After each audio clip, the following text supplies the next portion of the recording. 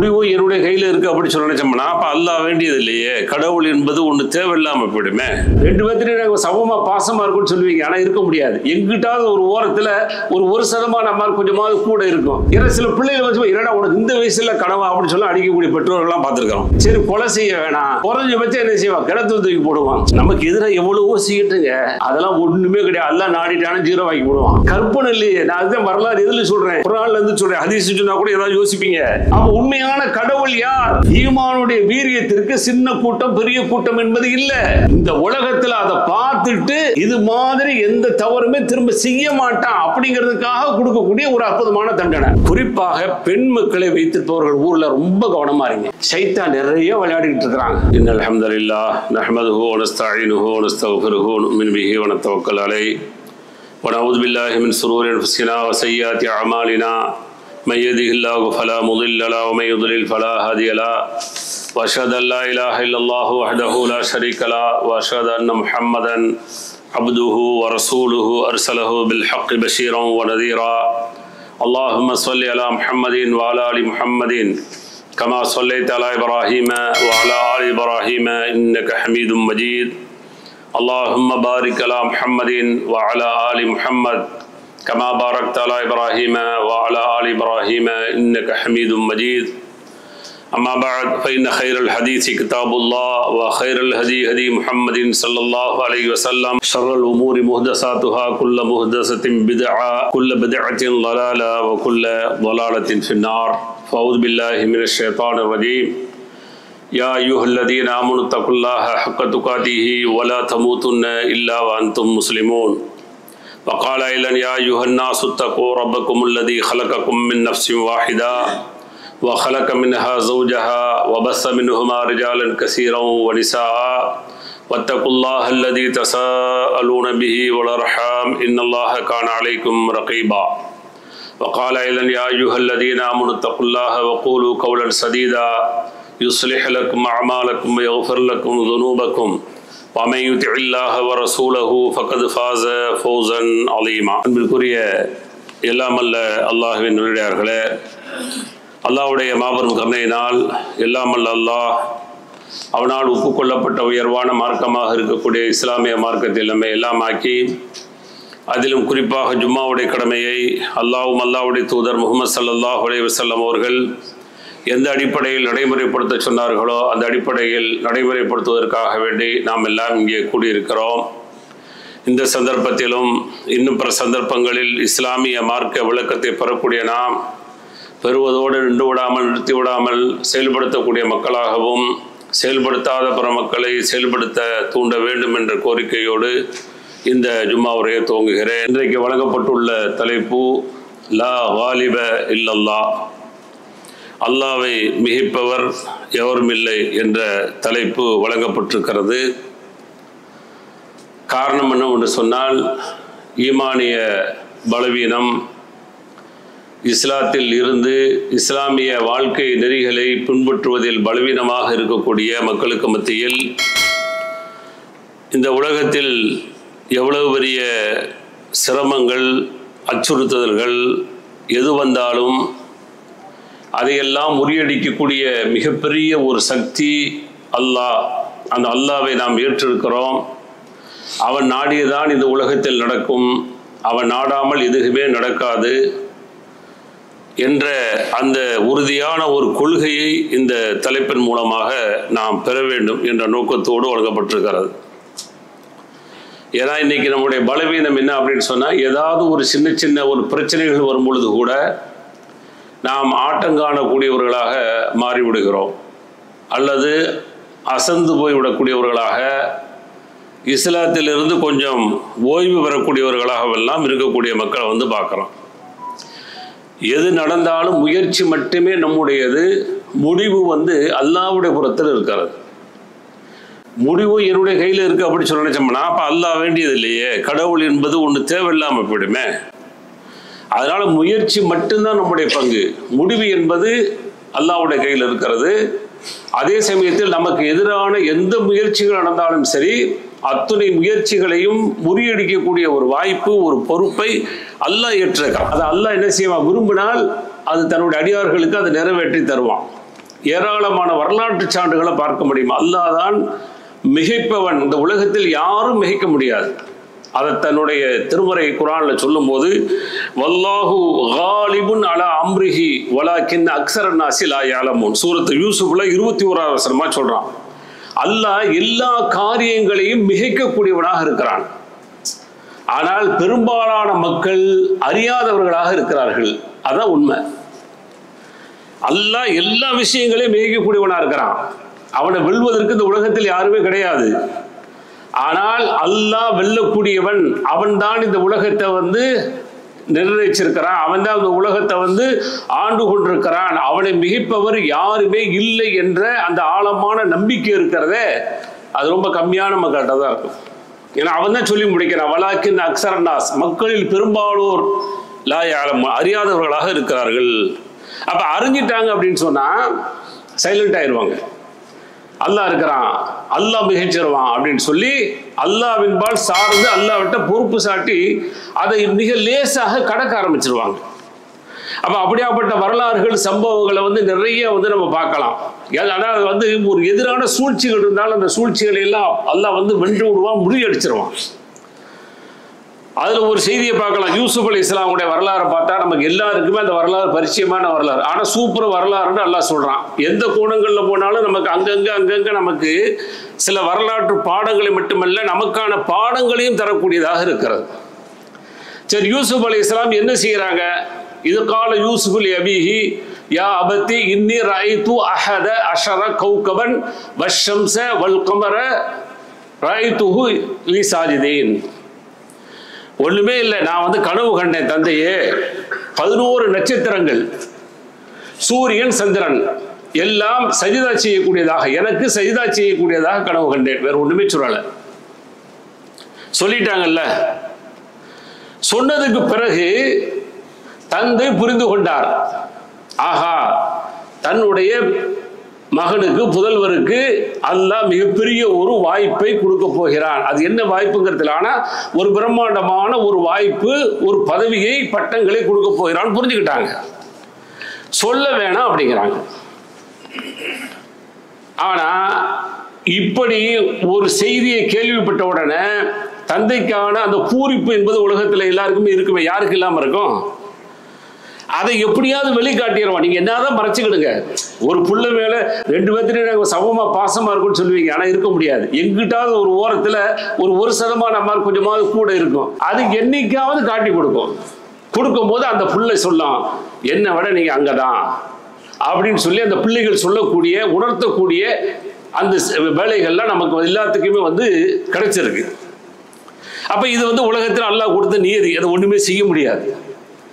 அப்ப யூசுப் அலைஹிஸ்ஸலாத்து மேல வந்து ரொம்ப அக்கறை காட்டுறதை பார்த்துட்டு புரிஞ்சுக்கிட்டாங்க. யூசுப் அலைஹிஸ்ஸலாம் அவர்களை தந்தை ரொம்ப விரும்புறாரு. இப்ப சதி என்ன செய்யணும்? அவரை கொலை பண்ணியாங்க, வேற ஒண்ணுமே கிடையாது. திட்டம் போடுறது யாரு? மனுஷன் திட்டம் போடுறான். ஆனா அல்லாஹ் ஒரு திட்டம் ஏற்கனவே போட்டுட்டான்ல, கனவுல போட்டு கொடுத்துட்டான். இதை எத்தனையோ ஆண்டுகளுக்கு பின்னாடி இதை கொடுக்க போறான். கனவு கண்ட உடனே பலன் இல்லை. நம்மளால என்ன நினைக்கிறான், கையில் அப்படியே தோசை உடனே ரெடியா கிடைக்கிற நினைக்கிறான். அப்படி இல்லை, இன்னைக்கு கனவு காணுமே என்னைக்கும் நடக்கலாம். அதுதான் இந்த வரலாறு. அப்ப எத்தனையோ ஆண்டுகளுக்கு முன்னாடி சிறுபிராயத்துல நல்லா ஓடி ஆடி அது மாதிரி ஆடக்கூடிய, விளையாடக்கூடிய அந்த பருவத்தில் தான் அந்த கனவு கண்டிருக்கிறாங்க, வந்து சொல்லியிருக்கிறாங்க. தந்தையும் அந்த கனவை வந்து சரி கண்டிருக்கிறார். ஏன்னா சில பிள்ளைகள் வந்து என்னடா உனக்கு இந்த வயசுல கனவா அப்படின்னு சொல்லி அடிக்கக்கூடிய பெற்றோர்கள்லாம் பார்த்துருக்கிறோம். சொல்லுவாங்க, சொன்னா அதை வந்து கிரகிக்கணும், அல்லது அழகான பதில் சொல்லி அந்த பிள்ளைகளை வந்து நாம வளர்த்தெடுக்கணும். இப்ப இங்க என்ன சொன்னாங்க? இது சொன்னால் இந்த பிள்ளைக்கு புரியுமோ புரியாதோ, அல்லது எதிர்வினைகள் ஆற்றி விடுவார்களோ என்னமோ. ஏன்னா என்னதான் இருந்தாலும் நம்ம பிள்ளைக்கு சில ரகசியம் சொன்னீங்கன்னா இதர பிள்ளைகள்கிட்ட போய் பகிர்ந்துடுவாங்க, ஒரு கட்டத்துல பகிர்ந்துடுவாங்க. அது அவங்களுடைய யதார்த்தம். அது அதனால என்னவோ யாக்கூப் அலைஹிஸ்ஸலாம் சொல்ல வேணாம்னு சொல்லிட்டாங்க. ஆனா என்ன நடக்க போகுதுங்கிறத புரிஞ்சாங்களே இல்லையா, அதையும் சொல்ல வேணான்ட்டாங்க. அதையும் அவங்க சொல்லி கொடுக்கல. ஆனா இவர்களுக்கு தெரிஞ்சு போச்சு, இவரை கொல்லணும் அப்படி சொல்லி. ஆனா அல்லாஹ்வுடைய நியதி என்ன? இந்த 11 நட்சத்திரங்களும் இந்த சூரியன் சந்திரன், அதாவது தன்னோட பிறந்த சகோதரர்கள், அதே போல தாய் தந்தை எல்லாம் இவருடைய கீழே வரணும். இவருடைய ஆட்சி அதிகாரத்துக்கு கீழே வரணும். இது இந்த உலகத்தில் யாராவது வெல்ல முடியுமா? ஆனா வென்றலாம் நினைச்சாங்க. அவ்வளவு சகோதரமாரும் வென்றலாம், சதி செஞ்சிடலாம், இவரை கூட்டி கொண்டு போய் கொன்றலாம் அப்படின்னு சொல்லி நினைக்கிறாங்க, திட்டம் போடுறாங்க. அந்த வரலாறு எல்லாம் தெரியும். கொண்டு போயாச்சு. சரி, கொலை செய்ய வேணாம், குறைஞ்சபட்சம் என்ன செய்வான், கிணத்துல தூக்கி போடுவான். அது ஒரு கரண கொலை மாதிரி ஒரு வித்தியாசமா இருக்கணுமே. நம்ம பார்க்க எதிரில் அப்படி குத்தி கொள்றதுங்கிறது அது ஒரு மாதிரி இல்லை. அப்ப நம்ம பார்க்காம சாகிறதுங்கிறது அது ஒரு வித்தியாசமா இருக்குமே. அப்ப கிணத்துல ஒரு மாதிரி தூக்கி போட்டா ஒரு மாதிரி இறந்துருவாரு அப்படின்னு சொல்லி தூக்கி போட்டாச்சு. மிகைக்கிறான் பாருங்க. இவன் என்ன நினைக்கிறாங்க, இவரை நாம அழிச்சிருவோம் நினைக்கிறான். ஆனா அல்லாஹ்வுடைய அந்த வல்லமை வந்து அங்க மிகைச்சு நிக்குது. உடனே அல்லாஹ் அங்க என்ன செய்யறான், அப்படியே பாதுகாக்கிறான். அழகான முறை வெளியில கொண்டு வர்றான். எப்படி அவரை வளர்க்கணுமோ சோதனைக்கு மேல சோதனை வந்து வளர்த்து எடுத்து கடைசியில கொண்டு வந்த உடனே அவ்வளவு பேர் வந்து என்ன செய்யறாங்க. அல்லாஹ் அடுத்து சூரத்து யூசுஃப்ல 100வது வசனமா சொல்றான், வ ரஃபஅ அபவைஹி அலல் அர்ஷி வ ஹர்ரு லஹு சுஜ்ஜதா. அவங்க வர்றாங்க, தன்னுடைய தந்தை வர்றாங்க. வந்த உடனே அவருடைய சிம்மாசனத்துக்கு கீழே அல்லாஹ்வுக்கு என்ன செய்யறாங்க, நன்றி செலுத்துறாங்க. சொல்லிட்டு வக்கால யாபத்தி, என்ன தந்தையே, ஹாதா தஅவீலு ருயாய மின் கபல், இதற்கு முன்னாடி நான் பார்த்தேன் எத்தனையோ வருஷங்கள். அது தப்சீல பல வருஷங்கள் எழுதுறாங்க. ஆனா இவ்வளவு சொல்ல நிர்ணயம் இல்லை.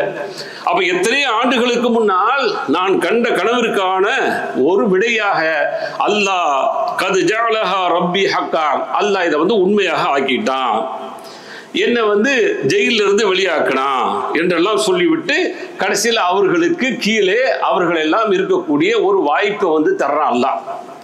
அப்ப இங்க மிகைச்சது யாரு, திட்டம் போட்டது யாரு? அல்லாஹ் ஏற்கனவே ஒரு திட்டம் போட்டு வச்சுட்டான். ஆனா மனுஷன் நினைக்கிறான் அந்த திட்டத்தை வந்து நம்ம அழிச்சிடலாம்னு சொல்லி நினைக்கிறான்.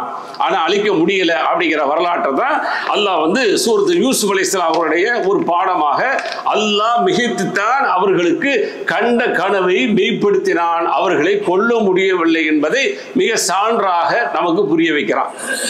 அப்ப இது எவ்வளவு பெரிய வல்லமை புரிஞ்சுக்கணும்ல. நமக்கு எதிராக எவ்வளவோ செய்யட்டுங்க, அதெல்லாம் ஒண்ணுமே கிடையாது. அல்லாஹ் நாடிட்டான ஜீரோ ஆக்கி விடுவான்.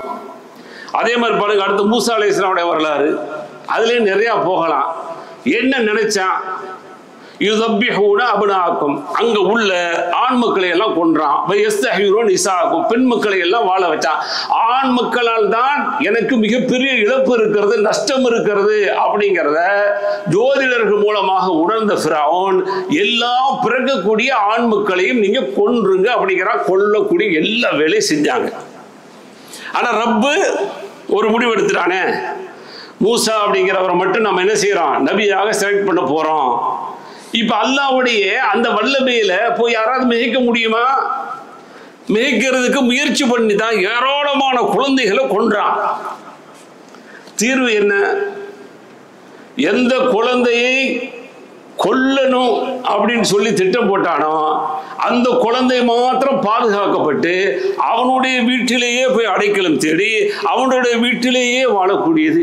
இது எவ்வளவு பெரிய மிகைப்பு, யோசிச்சு பாருங்களேன். கற்பனை இல்லையே. நான் அதுதான் வரலாறு எதில் சொல்றேன், குர்ஆன்ல இருந்து சொல்றேன். ஹதீஸ் சொன்னா கூட ஏதாவது யோசிப்பீங்க. குர்ஆனுடைய சான்றுல இருந்து யோசிச்சு பாருங்க. கடைசியில் அங்கே வென்றது யார்? அல்லாஹ் தான் வென்றான். அழிவு எப்படி ஆனது?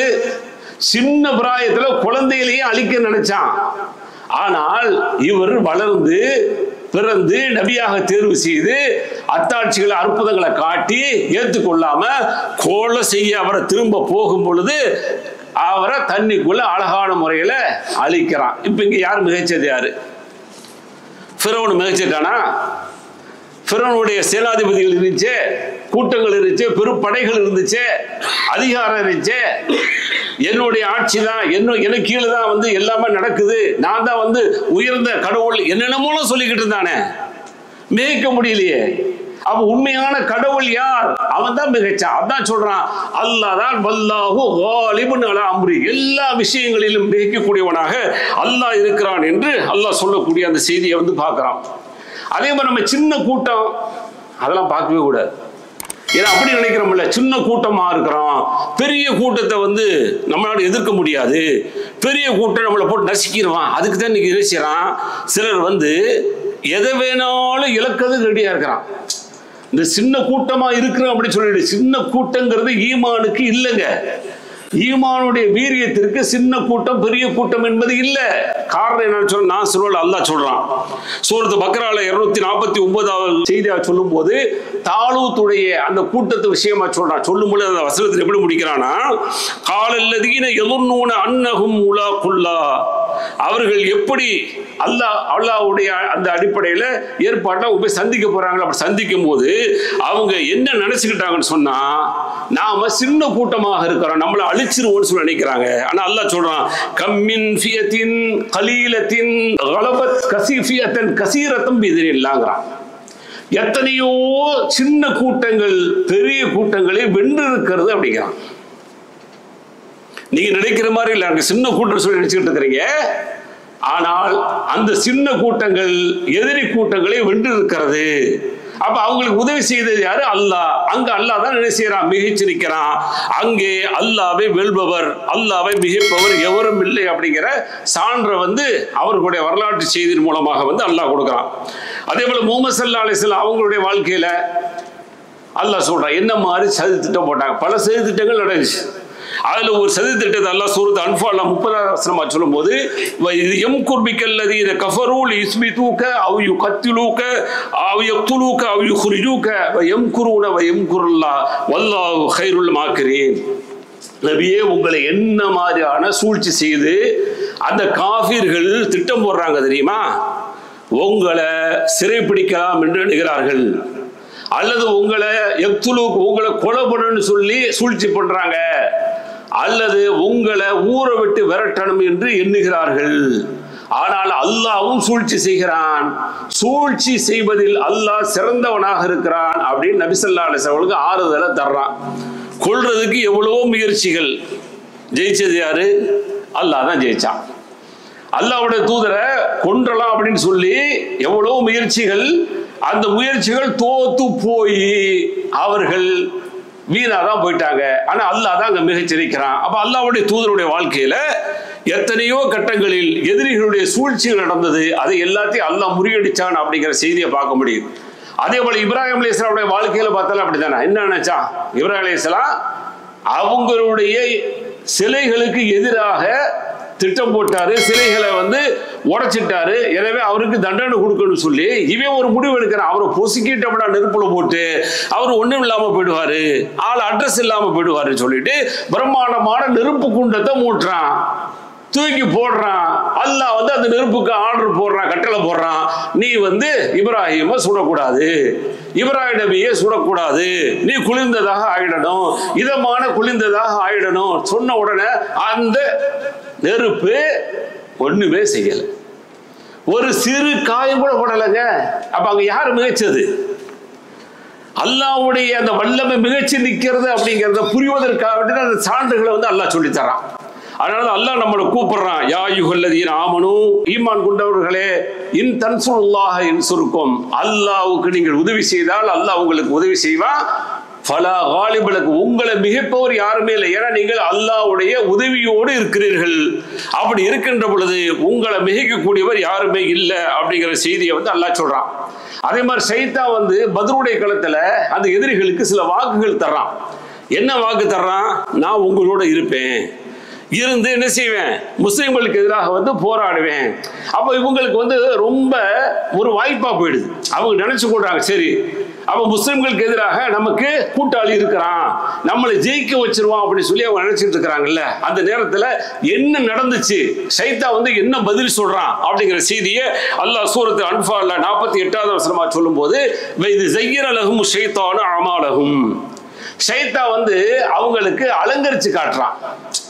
எப்படி அலங்கரிச்சு காட்டுறான்? நாம ஜெயிச்சிருவோம், ஏன்னா 2 மடங்கு கூட இருக்கிறோம், எல்லாத்திலுமே மிகச்சி நிற்கிறோம், அதனால நாம ஜெயிச்சிட போறோம் அப்படின்னு சொல்லி நினைக்கும் போது சொல்லிவிட்டு வக்கால அவங்களோட உள்ளத்துல போடுறான், லா காலிப லக்கும் யௌம மினன் நாஸ், இந்த நேரத்தில் உங்களை மிகைப்பவர் யாரும் இல்லை.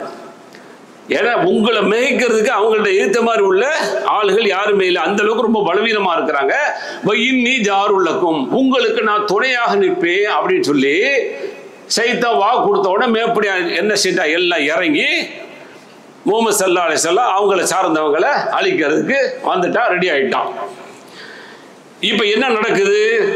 ஃபலம்மா தரால் ஃபியத்தானி, ரெண்டு மோதுது. முஸ்லிம்களுடைய அணி மோதுது, எதிரிகளுடைய அணி மோதுது. அப்படி மோதும் பொழுது நக்கசாலாக்கவே அப்படி பின்னாடி ஓடி போயிட்டான். என்ன சொல்லி வாக்கு கொடுத்தான்? உங்களோடு வந்து நான் போர் செய்வேன், உங்களை மிகைப்பதற்கு யாரும் இல்லைன்னு சொன்னான். ரெண்டு படம் மோதுது பாத்தீங்களா? மோதுன உடனேயே அப்படியே புறங்காட்டி பின்னாடி போயிடறான். போயிட்டு சொல்றான், வக்கால இன்னி பரீவும் மின்கும், உங்களை விட்டு நான் நீங்கிக் கொள்றேன். இன்னி அரா மாலா தரவுன, நீங்கள் பார்க்காததை நான் பார்க்கிறேன். அல்ல மலக்குகள் இறக்கியிருந்தானா? ஷைத்தானுக்கு தெரிஞ்சு, எதிரியுடைய கண்ணுக்கு தெரியல.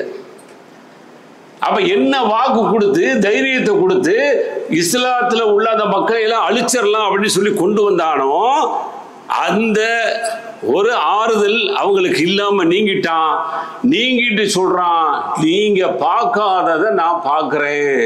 அதனால அடி விழுச்சு. 3000 5000க்கு மேற்பட்டவங்களை இறக்கி அடியோ அப்படின்னு அடிச்சு சின்ன பின்னமாக்கி அவர்கள் எல்லாம் வந்து ஓட விரட்டப்பட்டு மிகப்பெரிய வெற்றியை வந்து அல்லாஹ் பதிலில் கொடுக்குறான். சொல்லிவிட்டு அடுத்து சொல்றான், இன்னி அகாஃபுல்லா வல்லாஹு ஷதீதுல் இகாப், அல்லாஹ்வை பயப்படக்கூடியவனாக இருக்கிறேன் அப்படின்னு சொல்லி அவன் வந்து சொல்லக்கூடிய அந்த செய்தியை பார்க்கிறோம். இதே மாதிரி ஏராளமான செய்திகள் இருக்கிறது. அது போக இன்னும் ஒரு செய்தி, கடைசியாக ஒரு செய்தியை வந்து நம்ம பார்க்கலாம். இந்த உலகத்துல எத்தனையோ விஷயங்கள் தோன்றுது, எத்தனையோ கருத்துக்கள் தோன்றுது. அது கொஞ்ச காலம் கழிச்சு அப்படி அப்படி மாறிக்கிட்டே வருது. நீங்க எத்தனையோ கருத்துக்கள் பார்த்திருப்பீங்க, கண்டுபிடிப்புகள் பார்த்திருப்பீங்க. எதுவுமே பழைய கண்டுபிடிப்புகள் இல்லை, பழைய கூற்றுகள் இல்லை. அந்த கூற்றுகள் வந்து மாற்றப்பட்டு புதிய கூற்றுகள் இப்படி எல்லாம் வந்து என்ன செய்யப்படுது, சொல்லப்பட்டுக்கிட்டு இருக்கு. ஆனா இன்னைக்கு உலகத்துல மாற்றப்படாத ஒரு கூற்றாக, மாற்றப்படாத ஒரு மார்க்கமாக இஸ்லாம் இருந்துகிட்டு இருக்கு. இதை இன்னைக்கு உலகத்துல அழிக்க முடியல. அல்லாஹ் தான் முயற்சிக்கிட்டு இருக்கிறான். ஏன்னா அவன் நினைச்சுக்கிட்டு இருக்கிறான், இவன் இல்லை உலகத்துல என்றைக்கெல்லாம் இந்த இஸ்லாமிய பிரச்சாரங்களை நபிமார்கள் வந்து சொன்னாங்களோ, வேதங்களை வந்து சொல்லிச்சோ, அதை பின்பற்றக்கூடிய மக்கள் இருந்தாங்களோ, அவங்களுக்கு எதிராக எல்லா விதமான சூழ்ச்சிகளும் எல்லா விதமான சதிகளும் அங்கே கட்டவிழ்த்து விடப்பட்டது. ஆனா எல்லாமே அல்லாஹ்வுடைய அந்த வல்லமையால் முறியடிக்கப்பட்டு அல்லாஹ்வுடைய மார்க்கம் மிகச்சு நிக்குது. அதைத்தான் அல்லாஹ் சொல்லி காட்டுறான், யுரீதுன லியுத்ஃபிஉ நூரல்லாஹி பிஅஃப்வாஹிஹிம் வல்லாஹு முத்திம்மு நூரிஹி வலவ் கரிஹல் காஃபிரூன். அல்லாஹ்வுடைய ஒளி இருக்கிற இந்த மார்க்கத்தை அணைத்து விடலாம் என்று நினைக்கிறார்கள். ஒருபொழுதும் அதை அணைக்கவே முடியாது. அல்லாஹ் தான் அதை பூர்த்தி ஆக்கிட்டு இருக்கிறான். அது இறை வைப்பாளர்களோ அல்லது காஃபிர்கள் யாரு வெறுத்தாலும் சரி, இந்த மார்க்கத்தை அல்லாஹ் பாதுகாத்துக்கிட்டு இருக்கிறான்னு சொல்லி அல்லாஹ்வுடைய மார்க்கம் அப்படிங்கிறனால அல்லாஹ் அங்க மிகச்சு நிற்கிறான். உலகத்துல எவ்வளவோ முயற்சிகள், இஸ்லாத்தை அழிச்சிடலாம், இஸ்லாமியர்கள் அழிப்பதன் மூலமாக இஸ்லாம் அழிஞ்சிரும் என்றெல்லாம் எத்தனையோ முயற்சிகள் எல்லாம் இன்றைக்கு முறியடிக்கப்பட்டு இஸ்லாம் வளர்ந்துகிட்டே இருக்கு. மக்கால தோன்றுச்சு, மிக குறைஞ்ச எண்ணிக்கை. மதீனாவுக்கு போச்சு, கொஞ்சம் கூடுதல் எண்ணிக்கை. அவருடைய வாழ்க்கை 23 ஆண்டு கால வாழ்க்கை நபியாக பயணித்து அவர் வந்து இந்த உலகத்தை விட்டு மறையும் பொழுது சில லட்சங்கள் அப்படிங்கிற அளவுக்கு அவர் மறைந்த பிறகு இன்றைக்கு பல கோடிகளை தாண்டி உலகம் முழுவதும் வியாபித்திருக்கிறது என்று சொன்னால் அதுதான் அங்க மிகச்சி நிற்குது. அதான் அல்லாஹ் சொல்றான், வல்லாஹு காலிபுன் அலா அம்ரிஹி, எல்லா விஷயங்களிலும் அல்லாஹ் மிகச்சி நிற்கிறான். அதனால எந்த ஒரு விஷயம் வந்தாலும் சரி கலங்காதீங்க, ஆடி போயிடாதீங்க, அசந்துராதீங்க, மார்க்கத்தை விட்டு ஓடிடாதீங்க, மார்க்கத்துல பலவீனமாயிராதீங்க. இன்னும் முழுமையாக மார்க்கத்துல இருங்க, ஸ்ட்ராங்கா இருங்க. அல்லாஹ்வுடைய உதவி இருக்கிறது. அல்லாஹ் தான் அதையெல்லாம் வெல்லக்கூடியவனாக இருக்கிறான் அப்படிங்கிற சான்றுகள் அல்லாஹ் நமக்கு ஏராளமான பாடங்களை படிப்பனைகளை தர்றான். அதையெல்லாம் படித்து அல்லாஹ்வை சார்ந்து வாழக்கூடிய ஒரு பக்குவத்தை பெறக்கூடியவர்களாக இந்த உரையின் மூலமாக நீங்கள் நானும் ஆகுவோம். வாஹிர் தாவானா அல்ஹம்துலில்லாஹி ரப்பில் ஆலமீன். பிஸ்மில்லாஹிர் ரஹ்மானிர் ரஹீம். அன்புக்குரிய சகோதர சகோதரிகளே, நேற்றைய தினம் தமிழ்நாட்டில் வந்து மிகப்பெரிய ஒரு நீதிமன்றத்துடைய தீர்ப்பு. அது இன்றைய வரை நிறைய செய்திகளாக ஊடகங்களிலும் சரி, வீடியோக்களுடைய பதிவுகள் மூலமாக பல்வேறு துறையை சார்ந்தவர்கள் வந்து மிக சந்தோஷத்தோடு அந்த தீர்ப்பை வந்து பகிர்ந்து கொண்டிருக்கிறாங்க. அதில் பெரும்பாலும் எல்லாரும் படிச்சிருந்திருப்பீங்க. அப்போ ஒரு காலத்தில் ஒரு கட்டத்தில் வந்து இந்தியாவுடைய தீர்ப்பு சரியில்லை அப்படிங்கிற மாதிரியான விமர்சனங்களும் ஒருவேளை சரியான தீர்ப்பு பாபர் மசூதிக்கு போன்று கொடுத்தாலும் அதையெல்லாம் மீறக்கூடிய அந்த சூழலும் இருந்திருக்கிறது அப்படிங்கிறத நாம இப்ப சமீப வரலாறு ரொம்ப பெருசா முன்னாடிலாம் போக வேண்டியதில்லை. இப்ப நிகழ்கால வரலாறுல இந்தியாவில் பார்த்தீங்கன்னு சொன்னா நீதித்துறை மூலமாக இப்படி எல்லாம் நடந்து கொண்டிருக்கிறது அப்படிங்கிறத பார்க்கிறோம். ஆனால் சமீபத்தில் ஒரு வித்தியாசமா இருக்கு. தமிழ்நாட்டுடைய முதல்வர் வந்து கேஸ் போடுறாரு ஆளுநருக்கு எதிராக. அந்த கேஸ் வந்து ஆளுநருக்கு எதிராக தமிழக அரசுக்கு சாதகமாக அந்த கேஸுடைய தீர்ப்புலாம் வருது. அதெல்லாம் நம்ம பார்த்துருக்கிறோம். அப்ப நேற்றைய தீர்ப்பு அப்படிங்கிறது அந்த தீர்ப்பு சரியா தவறா அல்லது அதை வந்து எப்படி இஸ்லாம் வந்து அணுக சொல்லுது அப்படிங்கிற ஒரு பார்வைக்கு தான் நம்ம சொல்றோம். அவன் என்ன தீர்ப்பு அப்படின்னு சொன்னா, கிட்டத்தட்ட 6 ஆண்டுகளுக்கு முன்னாடி 2019ஆம் ஆண்டு நடந்த பொள்ளாச்சி சம்பவத்தினுடைய பாலியல் தொடர்பாக உள்ள அந்த செய்திக்கான தீர்ப்பு தான் அது. கிட்டத்தட்ட 275 பெண்களை கயவர்கள் சீரழித்திருக்கிறார்கள். கிட்டத்தட்ட 1100 வீடியோக்கள். அன்னைக்கு அந்த வீடியோவை வந்து கேட்டவங்களுக்கு தெரிஞ்சிருக்கும். இன்னைக்கும் அந்த வீடியோ வந்து லேசா ஒரு சில நிமிடங்கள் போடுறாங்க. அப்படியே நம்முடைய உள்ளங்கள் எல்லாம் அப்படி பயங்கரமா கனமாக இருக்கிறது. அதை பார்த்து விட்டு கேட்டு விட்டு அழுகாதவன் எவனுமே இருக்க மாட்டான். அந்த அளவுக்கு உண்டான மிக மோசமான வீடியோக்கள். அந்த பிள்ளைகள் கதறக்கூடிய கதறல்கள். இவர்களெல்லாம் கயவர்கள், இவர்களெல்லாம் கயவர்கள். இவர்களுக்கு என்று பெண் மக்கள் இல்லையா, தாய் இல்லையா, தாரம் இல்லையா, பிள்ளைகள் இல்லையா, அக்கா தங்கச்சி இல்லையா? இவ்வளவு கொடூரமானவர்களா? பெல்ட்டால் அடின்னு அடிச்சுட்டு ஒரு நண்பன் அப்படிங்கிற ஒரு உணர்வோடு பாசத்தோடு தன்னுடைய தங்கையை வந்து அனுப்பி வைக்கிறான். கெஞ்சுறது அந்த பிள்ளை. நண்பன் தாடா சொல்லி அனுப்பி வச்சேன்னு சொன்னா அதுக்கு சேர்த்து அடிச்சு கிட்டத்தட்ட 275 பெண்களை சீரழித்த அந்த கயவர்களுக்கு நேர்த்து ஒரு அழகான ஒரு தீர்ப்பு வழங்கப்பட்டிருக்கிறது. அது அவங்கள சார்ந்த ஒரு தீர்ப்பு. எல்லாரும் எதிர்பார்த்துக்கிட்டு நாங்கள் தூக்கு தண்டனை போடுவாங்க அப்படின்னு சொல்லி. ஆனால் தூக்கு தண்டனை கொடுக்காம அவர்களுக்கு இறக்குன்ற வரை ஆயுள் தண்டனை, இறக்குற வரைக்கும் ஜெயிலில் தான் இருந்து இறந்துட்டு போகணும் அப்படிங்கிற மாதிரியான தீர்ப்பை கொடுத்து எல்லாரும் வரவேற்கிறாங்க. அவ்வளவு பேர் கிட்டத்தட்ட 9 பேருக்கு கொடுத்துருக்கிறாங்க. ஒரே ஒருத்தன் விஐபியுடைய புள்ளி அவன் தப்பிச்சு நிற்கிறான். அது பெரிய காண்டாக இருக்கிறது எல்லாத்துக்கும். ஏன்னா அதுதான் மைய புள்ளி. அவனை வச்சுதான் அவ்வளவுமே நடந்திருக்கு. ஆனா அவன் தப்பிக்க விடப்பட்டிருக்கிறான். இருந்தாலும் சட்டங்கள் என்ன செய்ய போது தெரியல. ஆனா பாருங்க, இந்த நீதியை விசாரிச்சதுல நமக்கு ஒரு பக்கம் பார்த்தீங்கன்னா ரொம்ப ஆச்சரியமாகவும் அதே சமயத்தில் அசந்து போகக்கூடிய அளவுக்கு அந்த நீதிகள் வந்து விசாரிக்கப்பட்டிருக்கு. சிபிஐ மூலமாக விசாரிக்கப்பட்டிருக்கு. அப்படி விசாரிக்கும் பொழுது இன்னைக்கு என்னன்னு சொன்னா நிறைய வந்து அச்சுறுத்தல்கள். போய் நம்ம சாட்சியெல்லாம் சொல்ல போறோம் பார்த்தீங்களா, சாட்சி சொல்ல போனோம்னா நம்மளை வச்சு செஞ்சிருவாங்க. ஏன்னா ஒரு பத்திரிகையாளர் அப்படிதான் சொல்றாரு. ஆரம்பத்தில் இந்த வீடியோ விட்ட உடனே கூப்பிட்டு அவரை வந்து விசாரிக்கிறாங்க. விசாரிக்கும் போது எப்படின்னா ஒரு அவர்கிட்ட வந்து ஒரு செய்திகளை வாங்குற மாதிரி இல்லை, ஒரு அக்யூஸ்டை எப்படி நடத்துவாங்களோ அந்த அளவுக்கு மோசமா நடத்திருக்காங்க. அவர் பேட்டியில வந்து கொடுக்குறாரு. இந்த அளவுக்கு ரொம்ப மோசமாக ஆரம்பத்தில் நடந்திருக்கிறாங்க. ஆனா அடுத்து வேற கைக்கு மாறிய உடனேயே ரொம்ப அழகான முறையில் அவர்களுடைய ரகசியங்கள்லாம் பாதுகாக்கப்பட்டு யாரெல்லாம் வந்து சாட்சி சொல்றாங்களோ அந்த பெண்களை பற்றி வெளியில இன்ன வரைக்கும் மூடி மறைக்கப்பட்டு ரொம்ப துல்லியமாக விசாரிச்சு இந்த வீடியோவுடைய ஆதாரத்தை பூரா அழிச்சா பார்த்தீங்களா, அதை பூரா ரெக்கவர் பண்ண முடியும். அவ்வளவு வந்து ரெக்கவர் பண்ணி எடுத்து அதையெல்லாம் ஆதாரமாக பார்த்து தான் ஆஹா இவங்க வந்து இந்த உலகத்துல வாழக்கூடாதவர்கள், மிகப்பெரிய அயோக்கியர்கள் அப்படின்னு சொல்லிட்டு தான் அவர்களுக்கான தீர்ப்பு கொடுக்குறாங்க. தீர்ப்பு கொடுக்கும்போது அவங்களுக்குன்னு சொல்லி சில கேடு கட்டவர்கள் இருப்பாங்க. நீதித்துறையில அப்படி சிலர் இருப்பாங்கல்ல. நம்ம ஆளுங்க நீதிபதியாக போறதுக்கு அதான் பயப்படுறது. வாதாடும் பொழுது சில நேரத்தில் பொய்க்கு வாதாடணும்னு சொல்லி பயப்படுறான். அதே மாதிரிதான் பொய் சொல்லி வாதாடுறான். வயசு கம்மியான வயசு, அவர்கள் வந்து பெற்றோர்களுக்கு வந்து உதவி செய்யணும், அதனால கருணை காட்டுங்க அப்படிங்கிறான். கருணையுமில்ல ஒண்ணுமில்ல சொல்லி ஒரு பெண் நீதிபதி இந்த தீர்ப்பை வழங்குறாங்க. வழங்கிட்டு மேல்முறையீடு எந்த கோர்ட்டுக்கு போனாலும் இதை விட கடுமையாகத்தான் தீர்ப்பு வழங்க வேண்டும் என்ற ஒரு கோரிக்கை வைத்தவர்களாக என்ன செஞ்சிருக்கிறாங்க, வெளியாக்கி இருக்கிறாங்க.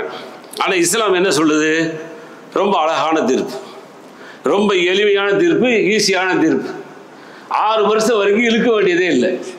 அவ்வளோ அழகான ஒரு தீர்ப்பு. அவன் என்ன செஞ்சான் அப்படின்னு பார்த்துட்டு கல்யாணம் முடிச்சவனா அதுக்கு ஒரு தீர்ப்பு, கல்யாணம் முடிக்கலையா அதுக்கு ஒரு தீர்ப்பு. அது எல்லாமே சும்மா வந்து ஒரு நாம்கே வாசை, ஒரு பேருக்காக செய்யக்கூடிய ஒரு சட்டம் இல்லை. ஆனால் இஸ்லாம் சொல்லக்கூடிய சட்டம், இஸ்லாம் சொல்லக்கூடிய தண்டனை, இந்த உலகத்தில் அதை பார்த்துட்டு இது மாதிரி எந்த தவறுமே திரும்ப செய்ய மாட்டான் அப்படிங்கிறதுக்காக கொடுக்கக்கூடிய ஒரு அற்புதமான தண்டனை. அதனால அந்த தண்டனையை கொடுக்கும் பொழுது பலருக்கு மத்தியில் வச்சு கொடுங்க அப்படிங்கிறது பார்க்கணும். பார்க்கிறவன் பாடம் படிப்பான். பாடத்தை படிச்சுட்டு நான் செஞ்சா எனக்கு இந்த தண்டனை வந்துடும் சொல்லி பயந்து இது போன்ற காரியங்களை செய்ய மாட்டான். அப்படிங்கிறது தான் இஸ்லாம் பப்ளிக்காக என்ன செய்யப்படுது, கொடுக்கப்படுது. நேற்று கூட என்ன செய்யப்பட்டுச்சு, ஒரு 5 பேருக்கு இங்க தூக்கு தண்டனை கொடுக்கப்பட்டிருக்கு. எத்தனை பேருக்கு விஷயங்கள் தெரிஞ்சது தெரியல. எதுக்காக வேண்டிய போதைப் பொருள். எவ்வளவு பேர் அயோக்கியர்கள் கடல் மார்க்கமாக பல கோடி மதிப்புள்ள போதைப் பொருள்களை கொண்டு அந்த நாட்டை எவ்வளவு வீணடிக்கக்கூடிய ஒரு வேலை. இவர்களுக்கெல்லாம் இந்த தண்டனையை கொடுங்கிறது. ஒன்று நாடு கடத்துங்க, கொள்ளுங்கிறது குர்ஆனுடைய சட்டம். அதுதான். குழப்பம் விளைவிச்சான்னு சொன்னா அவனை கொல்லணும் அல்லது நாடு கடத்தணும். இது குழப்பம் விளைவிக்கக்கூடிய செய்தி. அதனால் நேற்று கூட நடந்திருக்கு. அப்ப இதையெல்லாம் பார்த்து இது போன்று செய்யக்கூடியவர்கள் பயப்படணும் அப்படிங்கிறது தான். அப்ப திருமணம் முடிச்சவங்களா இருந்தாங்கன்னு சொன்னா கல்லால் எறிஞ்சு கொல்லணும். திருமணம் முடிக்கலையா 100 கசையடி அடிக்கணும். சரி, அடிக்கிறது என்ன, சும்மா பேருக்கு அப்படி சும்மா தொட்டு தொட்டு எடுக்கிறதா இல்ல, அடி ஒண்ணு இடிமாறு இருக்கணும். அந்த அடி 100 அடியிலேயே அவன் சுருண்டு சின்னாவண்ணமாகணும். அதுதான் அந்த தண்டனைங்கிறது.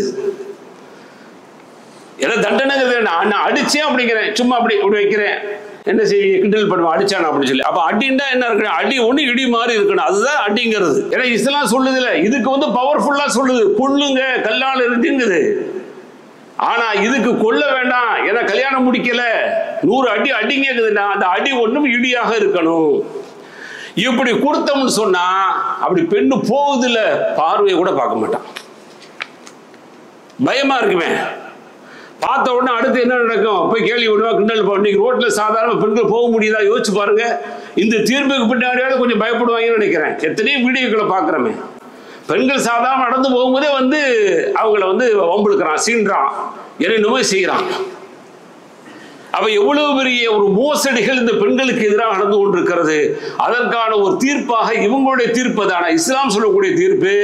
அவனை கல்யாணம் முடிச்சுதான் சொன்னா இந்த உலகத்தை விட்டு அனுப்பிடணும். ஆனா ரொம்ப ஈஸியா அனுப்பக்கூடாது. அதே சமயத்தில் கல்லால் எரிஞ்சு அனுப்பணும்.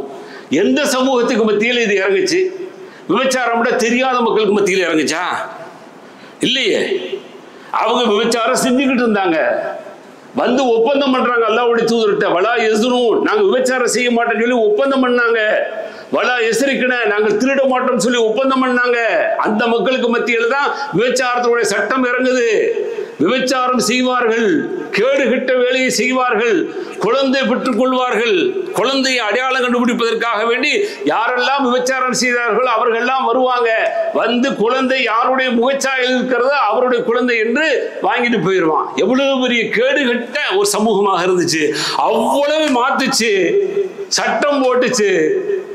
ஹதீஸ்ல பார்த்தா 2 பேர்த்தை தவிர யாருமே அது போன்ற குற்றங்களை செய்யவே இல்லை. அப்படி புடம் போட்ட தங்கம் உள்ளவர்களாக இஸ்லாம் மாற்றுச்சு. எப்படி மாற்றம் முடிஞ்சிச்சு?